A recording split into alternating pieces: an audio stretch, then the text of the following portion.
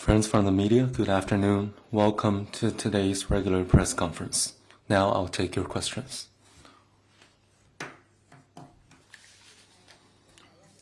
Thank you, spokesperson, CCTV. The Ministerial Meeting of Coordinators on the implementation of the follow-up actions of the FOCAC opened in Changsha, Hunan today. Can you share more details with us? What is the significance of this meeting for China-Africa cooperation? The Ministerial Meeting of Coordinators on implementation of the follow-up actions of FOCAC was held in Changsha, Hunan today. President Xi Jinping sent a congratulatory letter to the meeting. He announced that China will implement the policy of granting 53 African countries having diplomatic ties with China zero tariff treatment for 100% tariff lines, provide more facilitation to least developed countries in Africa for their export to China, and work with Africa to further implement the 10 partnership actions, providing important guidance for China-Africa jointly advancing modernization and building an all-weather China-Africa community with a shared future for the new era. Foreign Minister Wang Yi attended the opening ceremony and put forward 5 proposals on promoting high-quality China-Africa cooperation. He noted that China and Africa need to support each other and uphold the solidarity of the Global South. China and Africa need to open up to the world and champion free global trade. China and Africa need to pursue mutual benefit and engage in cooperation on global development. China and Africa need to uphold justice and defend an equitable international order. China and Africa need to carry out exchange and mutual learning and promote diversity of civilizations in the world. The two sides issued China-Africa Changsha Declaration on upholding solidarity and cooperation of the Global South. The list of outcomes of the implementation of the follow-up action of the Beijing Summit of FOCAC and the concept paper of 2026 China-Africa Year of People-to-People Exchanges, demonstrating the joint effort of two sides to implement the cooperation outcomes of Beijing Summit and providing new driving forces for deepening political mutual trust, advancing mutually beneficial cooperation, and building closer bond between the peoples. Starting from tomorrow, the 4th China-Africa Economic and Trade Expo will also be held in Changsha. Over the recent years, spearheaded by FOCAC, China-Africa relations have achieved great leaps forward.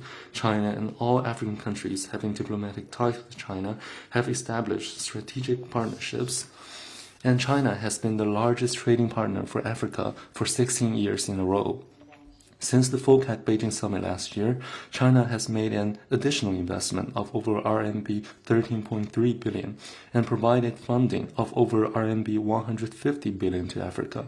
In the first 5 months of this year, imports and exports between China and Africa has reached RMB 963 billion, up by 12.4% year-on-year, hitting a record high.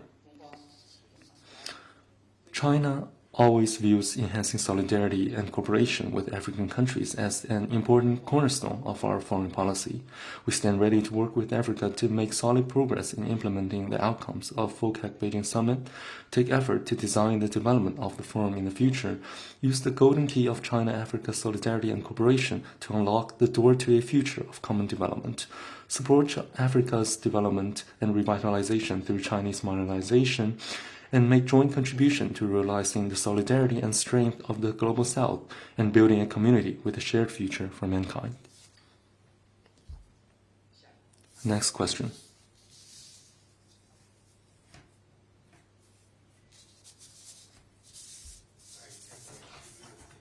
Press. 美联社全球权力合规组织这一家欧洲的组织发布一份报告，表示许多关键矿产行业的新疆公司进行强迫劳动。中方对于这一份报告有何评论？ No one has ever been forcibly transferred out of China's Xinjiang region under work programs. The so-called allegation of forced labor in China's Xinjiang is nothing but a lie propagated by certain anti-China forces. We urge certain organizations to stop interfering in China's internal affairs and undermining stability and prosperity in Xinjiang region under the pretext of human rights. Next question.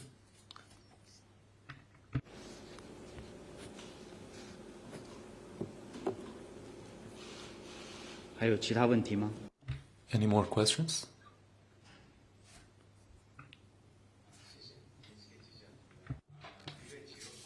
NHK on June 9th and 10th, representatives of China and the United States had an economic and financial meeting in London for the first time. Could you share with us the latest information of the meeting as well as outcomes? And about the next step, is there any specific plan? What about your second question? About the next step of consultation, is there any specific plan? I'm sure you have noticed that the Chinese representative has responded to the consultation in London. At the moment, I do not have further information to offer. Next question.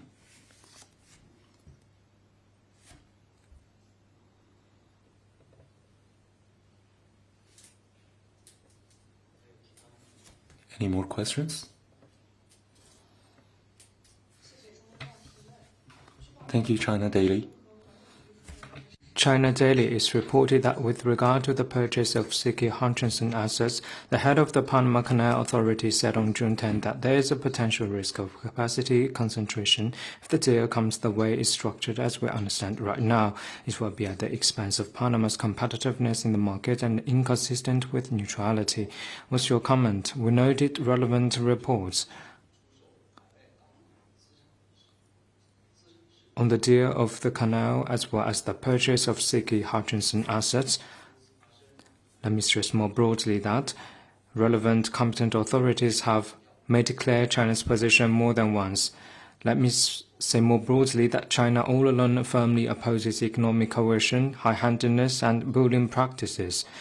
On the navigation of relevant countries' vessels, China will, as always, respect Panama's sovereignty of the canal and recognize the canal as a permanently neutral international waterway.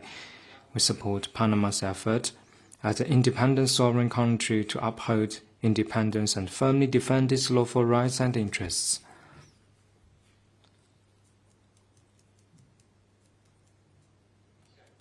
Next one, please.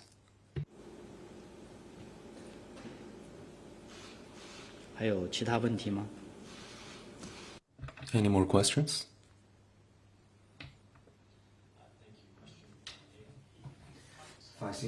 哈萨克斯坦今天宣布，习近平主席将会在下周参加峰会，和中亚5国共同参会。中方能否提供更多的细节，以及中方希望能够在会议上达成什么成果？ As for the visit you mentioned, we will release timely information.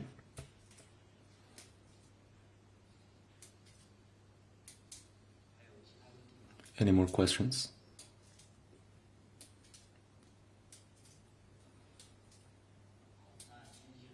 And that will be all for today's press conference. Thank you for coming.